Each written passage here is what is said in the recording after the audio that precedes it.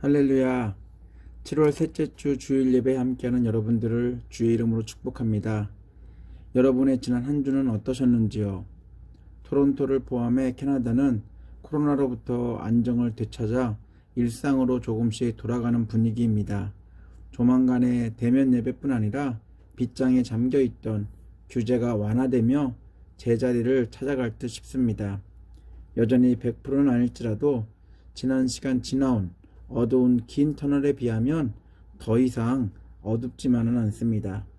이럴 때일수록 더 조심하면서 더 이상 확산되지 않도록 함께 노력해야 할 것입니다. 여러분 모두 힘내시고 두려워하지 마십시오. 하나님께서 저희들과 항상 함께 하십니다. 오늘 비대면 대면이라는 단어보단 살아계신 하나님 만나는 예배에 집중하며 능력의 말씀으로 위로받고 새 힘을 공급받는 저희 모두가 되기를 원합니다. 에레미야는 예루살렘으로부터 5km 정도 떨어진 아나돗에서 제사장 hil기야의 아들로 태어났습니다. 원래 에레미야의 선조들은 예루살렘에서 다윗 왕을 섬겼던 아주 잘 나가던 제사장 가문이었습니다. 이들은 다윗의 후계자 선정과 관련되어 솔로몬이 아닌 정치적으로 그나마 우세했던 아도니아를 왕으로 세우려고 솔로몬 지지자들과 각을 세웠습니다. 그러나 다윗은 막판에 아도니아가 아닌 솔로몬을 왕으로 지명했습니다. 솔로몬이 왕이 된 후 솔로몬은 아도니아 편에 섰던 이들을 숙청했습니다. 아도니아를 왕으로 세우려 했던 아비아달과 제사장들도 제거 대상이었지만 솔로몬은 아버지 다윗 왕과 함께 성전에 일을 했던 아비아달과 제사장들을 제거하는 대신 예루살렘의 변두리 아나돗으로 귀양을 보냅니다. 아나돗으로 유배된 아비아달과 그를 따르는 제사장들은 종교적, 정치적 지위와 명예를 상실한 채 그곳에서 제사장의 신분만 유지한 채 살고 있었습니다. 그들은 예루살렘에서 그리 멀지 않은 지역에 살고 있었기에 예루살렘 내에서 일어나는 모든 일들을 듣고 있었습니다. 그러나 아나돗을 벗어나 어떠한 행동도 하지 못했습니다. 잊을만한 시간이 흘러 아나돗에서 태어난 에레미야 역시 모든 사람들의 관심에서 벗어난 몰락한 제사장의 후손으로 살고 있었습니다. 제사장 후손으로 태어났기에 언젠가는 선조들이 했던 것처럼 예루살렘 성전 안에서 제사를 집도하는 제사장을 꿈꾸었을지도 모릅니다. 꿈은 꿈이었고 현실은 달랐습니다. 그때 하나님은 예레미야를 찾으셨고 제사장이 아닌 말씀을 선포하는 선지자로 예레미야를 부르셨습니다. 하나님은 끝을 모르고 타락하는 이스라엘을 위해 인정받지 못하고 변방에 살고 있던 제사장 예레미야를 부르셔서 타락한 이스라엘에게 하나님의 음성을 전하는 선지자로 살게 하셨습니다. 이스라엘은 더 이상 하나님과의 중재가 필요한 제사가 필요 없을 정도로 죄로 타락해 있었습니다. 예루살렘에 사는 그 어느 누구도 죄에 대해서 그리고 죄에 대한 하나님의 심판을 말하지 않았습니다. 정치 지도자들뿐 아니라 하나님과의 잘못된 관계를 지적해야 될 종교 지도자들도 함께 타락했습니다. 하나님이 타락한 이스라엘 보시고 내린 결론은 제사장이 아닌 제대로 하나님의 음성을 전하는 선지자가 필요했습니다. 예루살렘에도 하나님의 음성을 전하는 선지자들이 있었습니다. 그들은 하나님의 말씀을 전하지 않았습니다. 하나님의 심판받을 행동을 하면서도 공의의 하나님을 전하는 대신 은혜와 공률의 하나님만을 전하면서 죄로 물든 자신들을 위로하는 데 바빴습니다. 하나님은 예레미야를 통해 하나님의 음성을 듣고 하나님께로 돌아와 올바른 제사를 드리는 하나님의 백성으로 거듭나기를 원하셨습니다. 죄가 가득하고 하나님의 공의를 두려워하지 않는 그곳에서 예레미야는 타락한 이스라엘이 받을 하나님의 심판을 전하는 선지자가 되어야 했습니다. 예루살렘 내에 살고 있던 제사장, 선지자라고 불리는 종교 지도자들은 하나님의 심판을 전하는 선지자들의 선포 대신 번영과 축복이라는 거짓말로 사람들을 선동했습니다. 타락한 삶을 살면서도 타락의 의미를 상실한 채 살고 있었기에 하나님의 말씀이 귀에 들리지 않았습니다. 이때 하나님은 예루살렘이 아닌 아나도에 살던 예레미야를 불러 이스라엘과 이스라엘 주변 나라들에게 하나님의 뜻이 무엇인지, 하나님의 계획이 어떻게 진행될지 전하도록 하셨습니다. 예레미야 1장 4절 5절 그리고 10절입니다. 주님께서 나에게 말씀하셨다. 내가 너를 모태에서 짓기도 전에 너를 선택하고 내가 태어나기도 전에 너를 거룩하게 구별해서 뭇 민족에게 보낼 예언자로 세웠다. 똑똑히 보아라.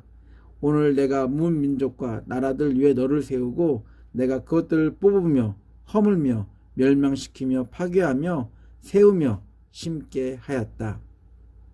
하나님이 예레미야를 부르실 때 표현을 보면 제사장 예레미야에게 너무 잘 어울립니다. 제사장은 잉태되기 전에 선택되고 태어나기 전에 구별된 사람들입니다. 제사장의 후손만 제사장이 될 수 있었습니다. 예레미야는 제사장이었기에 어디에 있든 하나님이 선택한 거룩하게 구별된 사람입니다. 이스라엘의 상황을 보면 제사장이라고 다 그런 것은 아닌 것 같습니다. 거룩한 척, 구별된 삶을 사람들에게 보여줄 수 있을지는 모르지만 하나님은 속일 수 없었습니다. 그렇기에 하나님은 많은 제사장들 중에서 예레미야를 부르시고 제사장이 아닌 온 열방에 하나님의 음성을 선포하는 선지자의 사명을 주셨습니다. 제사장은 제사를 통해 하나님과 이스라엘을 만나게 하는 중개자 역할을 한다면 선지자는 하나님의 말씀을 듣고 순종해야 할 피조물들에게 하나님의 음성을 들려주는 하나님의 스피커입니다. 하나님에 의해 선택되고 구별된 예레미야는 제사를 집도할 제사장이 아닌 하나님의 말씀을 대언하는 선지자로 이스라엘과 세상 앞에 세워지게 됩니다. 지금 죄가 풍성한 이스라엘에게 가장 필요한 것은 의식적이고 형식적인 보여주기 위한 제사가 아닌 하나님의 음성을 듣고 회개하고 돌아오도록 하나님의 음성을 들려주는 스피커 역할을 할 선지자였습니다. 왜 이스라엘은 하나님의 진노를 받을 수밖에 없었을까요? 하나님은 광야에서 거룩한 훈련을 받은 이스라엘이 죄로 물든 가나안 땅을 무너뜨리고 거룩한 땅으로 세워져 거룩한 하나님의 통치 속에 살기를 기대했습니다. 그러나 이스라엘은 가나안 사람들보다 더 타락한 모습으로 살고 있었습니다. 예레미야 2장 5절로 9절입니다. 나 주가 말한다. 너희의 조상이 나에게서 무슨 허물을 발견하였기에 나에게서 멀리 떠나가서 헛된 우상을 쫓아다니며 자신들도 허무하게 되었느냐. 이집트 땅에서 우리를 이끌고 올라오신 분, 광야에서 우리를 인도하신 분, 그 황량하고 구덩이가 많은 땅에서 죽음의 그림자가 짙은 그 메마른 땅에서 어느 누구도 지나다니지 않고 어느 누구도 살지 않는 그 땅에서 우리를 인도하신 주님은 어디에 계십니까? 하고 묻지도 않는구나. 내가 너희를 기름진 땅으로 인도해서 그 땅의 열매를 먹게 하였고 가장 좋은 것을 먹게 하였다. 그러나 너희는 들어오자마자 내 땅을 더럽히고 내 재산을 부정하게 만들었다. 제사장들은 나 주가 어디에 있는지를 찾지 않으며 법을 다루는 자들이 나를 알지 못하며 통치자들은 나에게 맞서서 범죄하며 예언자들도 바알신의 이름으로 예언하며 도움을 주지 못하는 우상들만 쫓아다녔다. 그러므로 내가 너희를 다시 법대로 처리하겠다. 나 주의 말이다. 하나님은 죄와 타락의 길을 걸으며 하나님의 음성을 듣지 아니하려는 이스라엘에게 선지자 예레미야를 보내셨습니다. 하나님의 보내심을 받은 예레미야는 주변국을 통해 이스라엘에게 일어날 하나님의 계획들을 스피커에서 전해지듯 가감없이 전해야 할 것입니다. 아무도 듣고 싶지 않은 말이었기에 이 말을 전한다는 것은 솔직히 두려운 일입니다. 그리고 무서운 일입니다. 다들 평안하다고 절대로 망하지 않고 심판당하지 않는다는 잘못된 하나님의 말씀이 풍성한데 그러한 상황 가운데 정반대의 말을 전해야 하는 것은 예레미야에게 큰 부담이었을 것입니다. 에레미야는 촌구석에서 제사장의 가문을 지키고 있었습니다. 더구나 선조의 일로 인해 감히 세상 앞에 나설 수 없는 종교적, 사회적 신분 상태였습니다.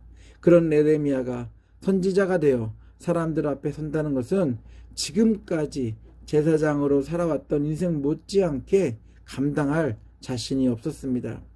당연히 자신의 말을 들어주지도 않을 것이고 자신의 입을 통해 전해질 하나님의 말씀도 무시당할 게 뻔한 사실이었기 때문입니다. 그래서 에레미야는 하나님의 부르심에 구차한 변명을 합니다. 6절입니다. 내가 아뢰었다. 아닙니다. 주 나의 하나님, 저는 말을 잘할 줄 모릅니다. 저는 아직 너무나 어립니다. 에레미야는 말을 못한다고, 어리다고 하나님의 부르심에 부정적인 대답을 합니다. 선지자로서 자질이 없다고 말합니다. 성경에서 에레미야의 정확한 나이는 언급되지 않았지만 대략 추측해보면 10대 후반일 거라고 말합니다. 그렇다면 어리다는 표현이 맞지 않습니다. 그리고 그 나이임에도 말을 잘할 줄 모른다는 건 역시 변명에 불과합니다. 세상이 자신을 바라보며 선지자가 아닌 천덕꾸러기로 여길 시선을 예레미야는 두려워했습니다. 어리다, 말을 잘 못한다라는 예레미야 답변에는 힘든 사역을 감당하기에는 부담스럽다라는 예레미야의 그 자신의 솔직한 표현이면서 동시에 하나님과 하나님의 말씀의 가치가 바닥까지 떨어진 이스라엘의 상황에서 예레미야 자신의 선지자의 역할이 얼마나 큰 효과를 볼 수 있을까라는 의심적인 그리고 부정적인 모습을 담고 있습니다. 어린 아이와 같은 자신이 어떤 말을 해도 믿어줄 사람이 없다고 말합니다. 자신이 할 수 없다는 것을 어려서 말을 못한다는 것으로 대신 표현하고 있습니다. 예레미야는 어떻게 해서든 하나님의 부르심에서 피하고 싶었습니다. 그냥 지금까지 살아온 은둔자 제사장의 그 역할이 생명을 무릅쓴 선지자보다 마음 편하다고 생각했는지도 모릅니다. 저희는 하나님의 부르심에 말을 잘 못한다고 그래서 못하겠다라고 말한 여러 사람들을 알고 있습니다. 바로 대표적인 인물이 모세입니다. 출애굽기 4장 10절로 12절입니다. 모세가 주님께 아뢰었다. 주님, 죄송합니다. 저는 본래 말재주가 없는 사람입니다. 전에도 그랬고 주님께서 이 종에게 말씀을 하고 계시는 지금도 그러합니다. 저는 입이 둔하고 혀가 무딘 사람입니다. 주님께서 그에게 말씀하셨다. 누가 사람의 입을 지었느냐? 누가 말 못하는 일을 만들고 듣지 못하는 일을 만들며 누가 앞을 볼 수 없는 사람이 되게 하거나 앞 못 보는 사람이 되게 하느냐? 바로 나 주가 아니더냐? 그러니 가거라. 내가 말하는 것을 내가 돕겠다. 내가 할 말을 할 수 있도록 내가 너희에게 가르쳐 주겠다. 이집트 왕가에서 40년 동안 훈련받고 차기 왕으로 기대받았던 모세였는데 하나님의 부르심에 입이 둔하고 혀가 둔해 말 재주가 없다는 거절 사유를 여러분은 이해가 되나요? 하나님은 터무니없는 말로 대꾸하는 모세의 대답에 하나님이 필요로 하는 것은 하나님의 음성을 기다리고 들어야 할 사람들에게 하나님의 말씀을 전하는 것이었습니다. 개인의 자질이나 능력과는 상관없습니다. 하나님의 음성이 선지자를 통해 전달되면 되는 것입니다. 들어야 함에도 불구하고 듣고 싶지 않은 사람들이 어떻게 해서든 안 듣고 싶어서 방해하고 핍박할 것입니다. 그 길은 물론 순탄하지 않습니다. 하나님은 사람들이 선지자의 선포를 동정해 주지 않을지라도 두려워하지 말라고 말씀하십니다. 왜냐하면 하나님이 함께 하시며 하나님이 하실 말씀을 주시기 때문입니다. 7절에서 9절입니다. 그러나 주님께서 나에게 말씀하셨다. 너는 아직 너무나 어리다고 말하지 말아라. 내가 너를 누구에게 보내든지 너는 그에게로 가고 내가 너에게 무슨 명을 내리든지 너는 그대로 말하여라. 너는 그런 사람들을 두려워하지 말아라. 내가 늘 너와 함께 있으면서 보호해 주겠다. 나 주의 말이다. 그런 다음에 주님께서 손을 내밀어 내 입에 대시고 내게 말씀하셨다. 내가 내 말을 내 입에 맡긴다. 에레미야가 모세를 인상에 롤 모델로 삼았는지 모세와 똑같이 하나님의 부르심에 반응했지만 하나님은 모세에게 그러셨던 것처럼 예레미야에게서도 물러서지 않으셨습니다. 하나님은 사람들을 두려워하지 말라고 말씀하시며 함께하며 보호해 주시겠다는 임마누엘을 약속하셨습니다. 이제부터 선지자의 입술은 하나님께서 책임져 주시겠다는 증표도 주셨습니다. 제사를 드리는 제사장이 아닌 뭇 민족과 나라들에게 하나님의 예언을 선포하는 선지자로 부름받은 그날은 그동안 소외되고 외면당하며 살았던 예레미야에게 하나님과 동행하는 새로운 삶의 시작점이 되었습니다. 예레미야가 선포할 하나님의 말씀은 언제나 그렇듯이 심판과 회복입니다. 사람들은 회복이라는 것보다 심판에 더 귀를 기울입니다. 심판이 더 빨리 저희들에게 와닿기 때문입니다. 그리고 당장 그 고통과 고난을 받아야 하기 때문에 심판과 회복이라는 말을 들을 때 심판을 더 빨리 캐치하는 저희들입니다. 죄로 세워진 바벨탑이 무너져야 새로운 것을 세울 수 있습니다. 바벨탑을 그대로 놔둔 채 새로운 것을 시작할 수 없습니다. 하나님은 심판을 위해 주변 나라를 도구로 사용하셔서 죄를 무너뜨리고 새롭게 시작하려고 계획하셨습니다. 하나님의 선지자 예레미야의 선포는 주변 나라들도 하나님의 심판을 피할 수 없음을 간접적으로 보여주고 있습니다. 선지자가 선포하는 하나님의 음성은 심판이 아닌 회복이었습니다. 10절을 메시지 성경을 읽어드리겠습니다. 오늘은 너에게 기념비적인 날이다. 내가 해야 할 일은 뽑아 허물어뜨리고 찢고 부러뜨리고 그리고 나서 다시 시작하는 것이다. 다시 세우고 심는 일이다. 예레미야를 찾으셨던 하나님은 저희에게도 찾아오셨습니다. 그리고 예레미야에게 하셨던 말씀을 저희에게도 똑같이 하십니다. 에베소서 1장 4절로 5절입니다.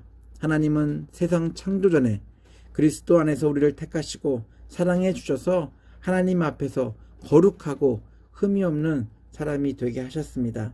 하나님은 하나님의 기뻐하시는 뜻을 따라 예수 그리스도를 통하여 우리를 하나님의 자녀로 삼으시기로 예정하신 것입니다. 예레미야가 처음에는 하나님의 부르심에 거절했지만 임마누엘 하나님을 의지하며 하나님의 말씀을 들고 나갔을 때 일하시는 하나님을 직접 목격했습니다. 그러나 하나님의 부르신 대로 사는 것은 예레미야에게서도 보듯이 쉽지 않습니다. 세상은 공격적으로 하나님의 말씀을 저항합니다. 저희들도 사는 동안 저희들에게 들려주시는 하나님의 말씀을 의지하고 능력의 말씀의 삶으로 세상에 전해야 합니다. 세상이 하나님이 하시는 일을 눈으로 똑똑히 보게 해야 합니다. 예레미야 시대의 많은 선지자들처럼 사람의 마음을 사려고 사람들의 마음을 기쁘게 하는 사람이 되는 대신 하나님의 마음을 기쁘게 드리는 사람이 되어야 합니다. 하나님이 천국잔치에 불러주셨음에도 여러 가지 변명과 핑계를 대며 하나님의 음성을 거부하는 어리석은 사람이 되지 말아야 합니다. 하나님의 자녀로 사는 사람들은 하나님의 말씀을 듣고 순종하는 사람들이고 삶 속에서 하나님의 말씀을 실천하는 선지자의 삶을 사는 자들입니다. 그리고 하나님이 하시는 일을 똑똑히 눈으로 보는 사람들입니다. 갈라디아서 1장 10절을 읽고 기도하겠습니다. 내가 지금 사람들의 마음을 기쁘게 하려 하고 있습니까? 아니면 하나님의 마음을 기쁘게 해드리려고 하고 있습니까? 아니면 사람의 환심을 사려고 하고 있습니까?